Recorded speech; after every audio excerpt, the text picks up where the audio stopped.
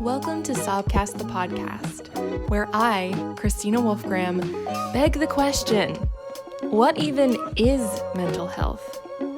This podcast is created in collaboration with Dive Through, a mental wellness company that actually knows what they're talking about. Well, it's happening, and before it can happen anymore, I would like to give you this trigger warning. It's a gift from me to you. Even though Sobcast the podcast is about the pursuit of good mental health, we're going to be talking about some not so good mental health things like anxiety, depression, and my breakup. Which is fine. I'm fine. I hope you are fine. No, I'm lying. I am, I guess, nervous about this episode, but I am wearing my armor, which includes this fake silk robe from Amazon. It makes me feel fancy. And I brushed my hair. I'm wearing eyeliner. And I'm wearing this lip goo from Glossier, and it smells like mangoes, which to me, it means it's fancy. But also it brings up this really specific memory, like puts me right back to this one night when I was studying abroad in college, and my girlfriends and I were helping this guy who was very drunk. He was so drunk. No judgment. Happens to the best of us. I mean, never me, because I'm perfect. But he was very drunk, and he was also very, very tall. So he couldn't fit on the couch. So we put together all of the furniture in the living room in the flat that we were renting. Yes, it was a flat because it was in England. So obviously very exotic. And I went out and got him some chicken because I was like, when I'm drunk, or if I was ever drunk, I need to eat, and that helps me feel better. So brought him chicken. It turned out to be like the worst idea. Not the worst. Just up there, top 5. And he ate all the chicken, but then immediately just like threw up and seemed to get kind of lost in the living room trying to find the bathroom. So there was just throw up everywhere. Just everywhere. All up and down the stairs. And we didn't have any carpet cleaner because, I don't know, we just didn't think of that when we were moving in. We had lots of other cleaning supplies, but we didn't have any soap for the carpet. So we ended up using my friend's Neutrogena grapefruit face wash. If you know, you know. And anytime I smell anything remotely fruity like that, it brings me right back to better times. That was a good distraction, right? That feels like we really dealt with this. Thank you for being here. I guess this episode's over now. My depression is cured, and I'll see you later. Bye. No? Okay, we're gonna talk about this. We are gonna talk about this. It is very normal to have questions about why a relationship ended. Personally, when I see people sharing major life events on social media, I want to know details, even if I'm not even really that interested in that person. If they're experiencing a loss, I want all of the details. And I think that has a lot to do with kind of comforting myself. Like, okay, that person, is in the hospital because they are allergic to bananas. Well, I've been eating bananas for my whole life, and I'm fine. So I will not be experiencing that kind of craziness, I guess, is what my brain is trying to do. And when people break up, I am the same way. Would be like, oh, well, they had just moved to Bora Bora, and we all know the statistics of couples that move to Bora Bora. They're really not good. So I am not part of that group. I'm fine. We're fine. So it's just proof that everything's okay. I can never make any mistakes, and we'll never break up. Right? Do you relate to that? I think it's normal. It's really, really normal. And it's also very tempting to try to explain to you what happened and give you details about the end of the relationship, but I gotta be honest, I don't even really know what happened. So, while I work on that with my therapist and figure out why it felt like so much of a surprise and why it felt so sudden,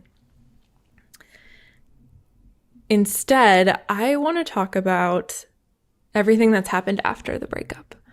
The grief that I've been experiencing. It's a big grief. Good grief.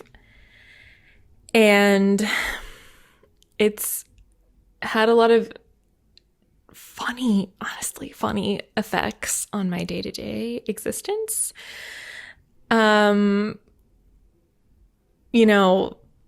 with someone for so long, even if you're with someone for not that long, there's so many little things in life that are not a big deal. They're just like so not a big deal. It's not like the key to your apartment or like your marriage license or I don't know, like a child. But there are all these little things that keep you together and are just like symbols of your love. And I have been seeing those everywhere, just constantly. It's like, someone mentions Quiznos, and I have like 10 inside jokes with my ex-partner that I want to be like, oh my God, remember this Quiznos thing? And that's just a little Quiznos cameo. That's not even like big stuff. So I wish I could tell you that I've been like consciously reclaiming those things as my own and starting my life fresh with all of my memories being my property, and I don't even know what I'm talking about. I obviously haven't done that. And that I've decided is absolutely okay. Right? Grief has felt like looking through boxes of stuff in the garage and being like, whoa, this teddy bear from my childhood used to mean so much. And now it's just a teddy bear because I'm not young and the like illusion is shattered. It's like watching a movie of happy and not so happy memories and realizing that now you have to watch it in a theater by yourself. I'm working on the metaphors, okay? If you have any good metaphors for grief, let me know, because like I said before, it really, really helps to put language to a feeling. And there's science to back that up. At least science that I saw on a TikTok once. That counts, right? There are a lot of little things that now feel like big things. His name in my messages inbox, like on my phone, when I open the app, I don't see his name first thing. I scroll down and his name's not there. And then I scroll further down and I have to like actively search for his name. Usually wouldn't be a big deal, but I can sense that that name is getting farther and farther down the list of people that I'm talking to on a regular basis. Like a text message from my Postmates delivery person is above his name. And you know what? That hurts my heart. Okay? Hurts my heart. Every time I check out anywhere on the internet and I have to put my card information in, I have to confirm my address, and everything is still under the address that I shared with him in Los Angeles for the apartment that we lived in together as a little family, me, him, and Mister. It's an apartment I will never go back to. I've been away from it over a year and a half because we were not in Los Angeles during the pandemic, or during quarantine, I should say.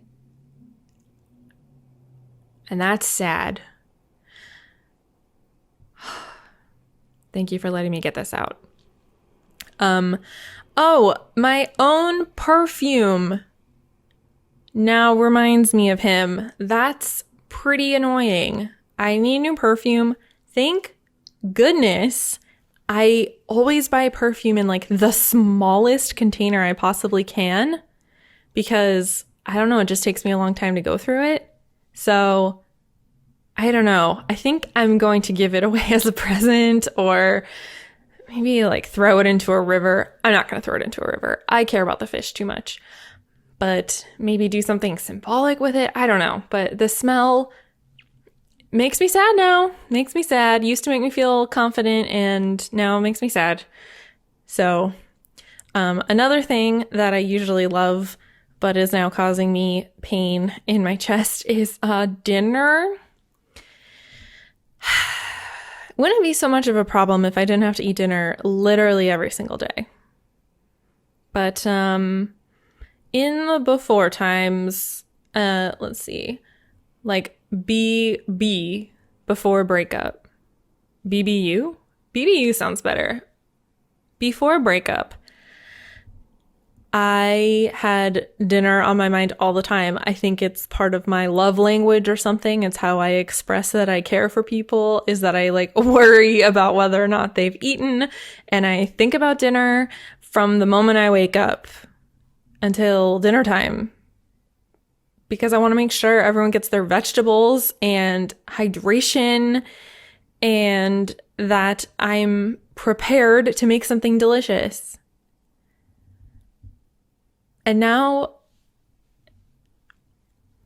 I stand in front of the microwave and I wait for my Amy's mac and cheese to finish cooking, and it just feels sad. I'm definitely going to cook for myself again, and I actually want to pat myself on the back because I have been eating at least 3 meals a day every day, and I've been trying to eat fruits and vegetables and drink water. Like, that's huge. I think that's pretty huge. But dinner makes me sad. There are some dates that are bothering me, and I think anyone who misses a person has dates. It might be their birthday, the day they passed, the date of their first date, their anniversary. And for me, it's been June 15th, because we decided in May, maybe even earlier than May, that we were going to leave his family's house in New Mexico, and we were going to go back to Los Angeles, back to our apartment, back to our normal lives. and we were going to do it together, and it was going to be hard, but we were going to be together. And we were both really nervous because Los Angeles hasn't felt safe to us. That might be over dramatic, but it didn't feel safe for us for the whole year, and we were going to face that together. And weirdly, super weirdly, on June 15th, I signed a lease for the apartment that I'm in instead of going back to Los Angeles. There have been a lot of coincidences like that, and I'm choosing to put meaning to them because otherwise I will lose my mind. Even the ticket that I used to get from New Mexico to Portland, where I am now, the only reason that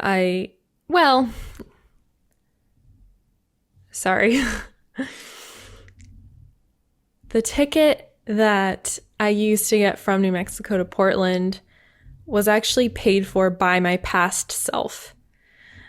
We had planned to travel from Los Angeles to New Mexico at the beginning of March 2020, and things started happening. Things were getting scary, so we decided to drive instead, and then we ended up staying there for forever. But I got a refund on my plane ticket, and it was almost the exact amount that I needed to get here to come see one of my best friends who has basically been taking care of me like I'm a little baby, and she's wonderful. I paid $20 for the ticket. It felt really possible because I had that credit. Divine timing, divine timing. Another big step has been that I've been reevaluating where my boundaries are because I'm an adult. I'm an adult who has been to a lot of therapy, and I know a lot about boundaries, and now it's probably time to put some of those in action. You know what I'm saying? My ex and I always had our location sharing services on. One, because then we wouldn't have to constantly text each other like, where are you? Because we both had jobs where we're just kind of all over the place and you never know. But over time, it really took on a sweet significance because it allowed us to check in on each other. So I would stop by Trader Joe's on the way home, and he'd text me and be like, enjoy Trader Joe's, or I see you're at Trader Joe's, which is a small thing that now feels gigantic. That's something that grief is. It's like putting a magnifying glass to all of these mundane things. It was just a way to be like, I'm thinking about you. And the last time we spoke, we talked about how neither of us were ready to turn that off yet. So I've been checking in on him once in a while, and you know what? It is a kind of strangely productive way of checking in on someone because I don't have to text him and be like, you're on my mind, which would be, kind of opening up a door for us to be talking, or for me to be just wondering how he feels about the situation when really I need to just be focusing on how I feel about the situation. But the other night I saw that he was at an address that I didn't know, and truly that in the grand scheme of things doesn't matter at all. But it opened a floodgate of just so many emotions, and just really made me realize there are going to be so many addresses that he goes to that I won't know It's not my business anymore. And you know what? That makes me sad. And now I am proud of myself because I turned off my location sharing. So that was like a small step. It should be so small, but it was really big. Just like cutting a tie that I have to him. Wow, I just invented the phrase cutting ties. Incredible.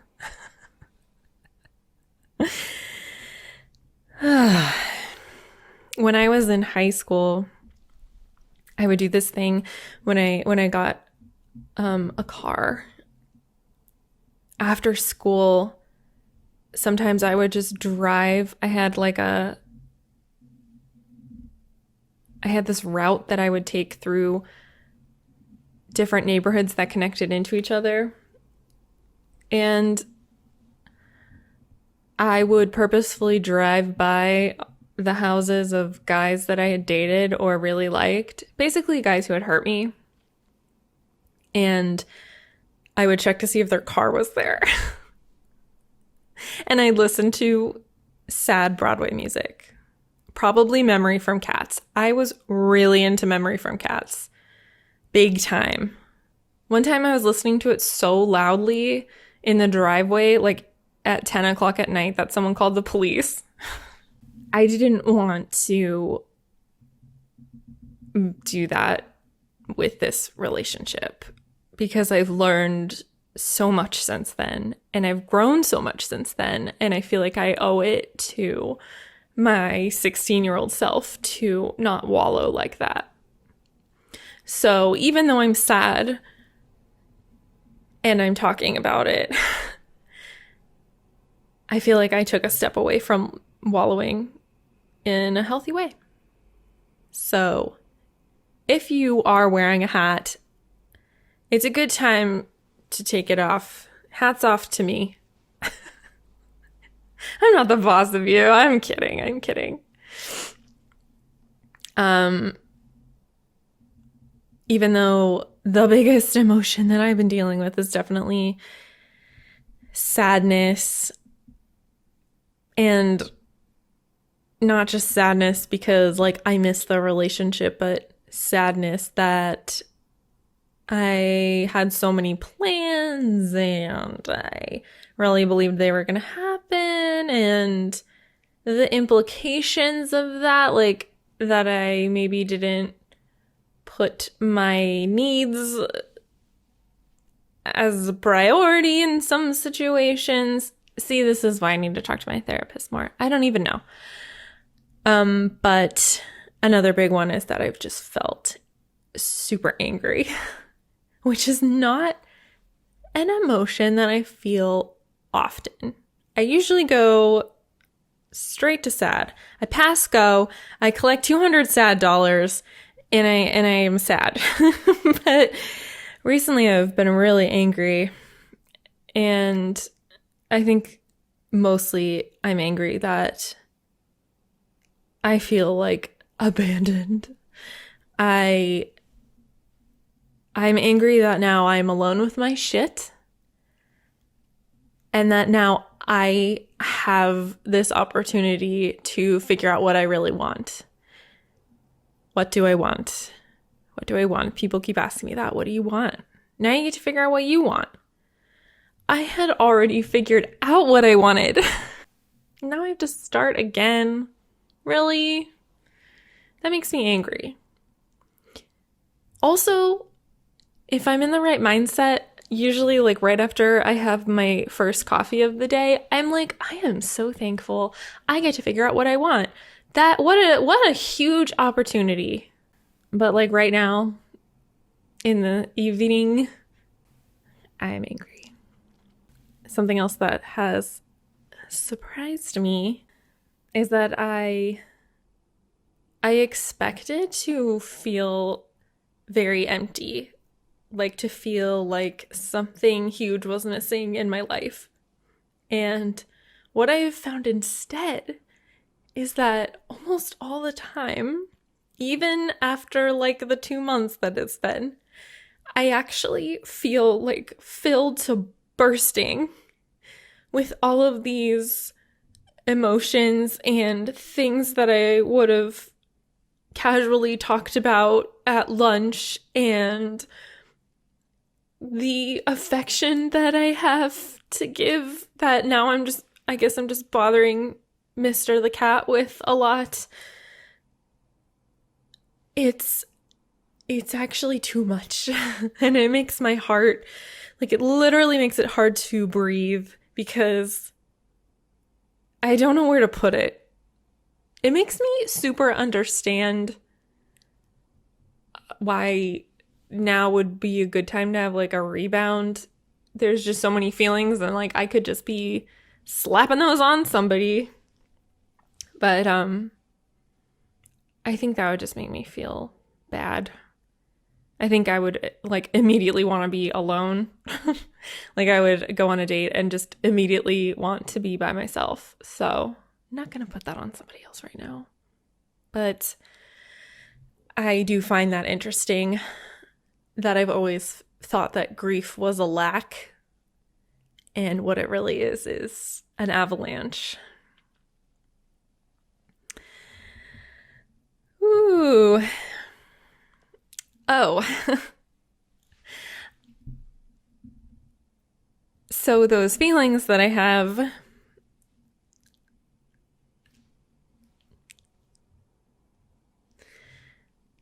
so I feel this abundance of feelings, and they have come out. They've like escaped out of me in some kind of unexpected ways. For instance, a couple weeks ago, I had someone from State Farm call me because I needed renter's insurance, because that's a thing I have now because I'm renting in Portland and they need you to have renter's insurance, and I'm an adult, so now I have renter's insurance. And this State Farm agent called me, I think to try to sell me life insurance or car insurance, but what ended up happening was what should have been like a 2-minute call turned into like an hour-long phone call because I just like could not stop talking and asking him questions. I just like wanted to know what someone else's life was like. Escape for a second. So yeah, we talked for a whole hour, and then he offered me a job. So weird. I think not being able to shut up has been a symptom of grief. I feel so weird all the time. I feel like physically weird, not just that feeling in my chest, but like I swear my brain is overloaded. Overloaded. It's overloaded. Here was the loading line and we are way over it. And I feel so uncomfortable in my own body that I just assume I'm acting super uncomfortable on the outside. I have no idea whether or not that's true, but I want to explain myself before anyone notices. So within like 2 minutes of meeting someone, I'm like, yeah, hey, it's so nice to meet you. I actually just moved to Portland because my long-term partner broke up with me and it was a surprise. And so I don't want to go back to Los Angeles because that would remind me too much of what I've lost. So I'm here now. TMI. I don't... I've realized that there's kind of this cycle of vulnerability, and I've narrowed it down to this, but I'd love to hear your opinion. First, I feel really weird. So then I over-explain to people so that they know why I'm acting weird. Then they're nice people and they ask me questions, or they don't. And I end up telling them details, and I wonder if it's been too many details. And I get like to the 4th, step, which is that I'm super anxious that I shared too much, and if that was necessary, and if I ruined my chance at a new friendship. And then that leads me to feeling really weird. And then the next person I meet, I feel like I have to explain why I'm acting weird. And then I tell them about it. And then I worry that I've given them too many details. And then I feel really weird. And it's just this cycle again and again. And heck, I might feel that right after recording this. Even though it does make me feel less alone, and it makes me feel productive and creative to be telling you all of this.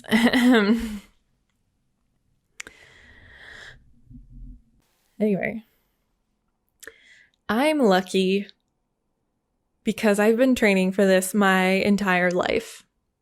I've always had instances where I have felt overwhelmingly anxious, and I have always been testing that line between sadness and depression. I also know that if I eat 3 meals a day, I'll avoid getting a migraine.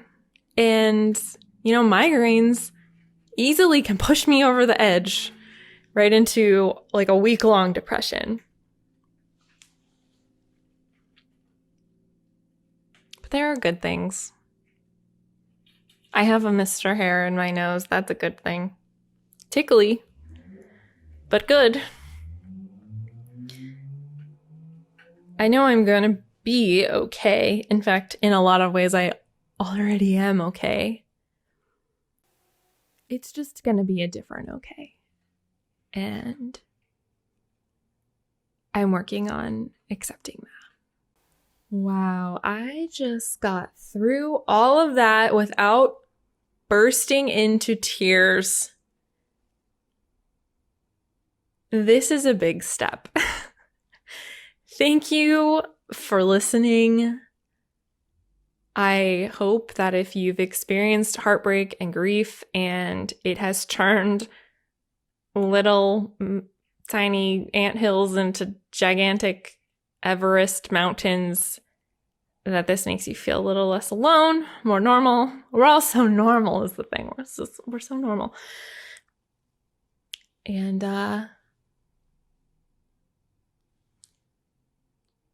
I'll see you next time. Bye. Thank you so much for hanging out with me today. It would super help if you subscribed, left a review, call your grandma, tell her to listen, and if you want more, Sobcast the podcast, follow us on Instagram. All right, see you next week. Love you. Bye.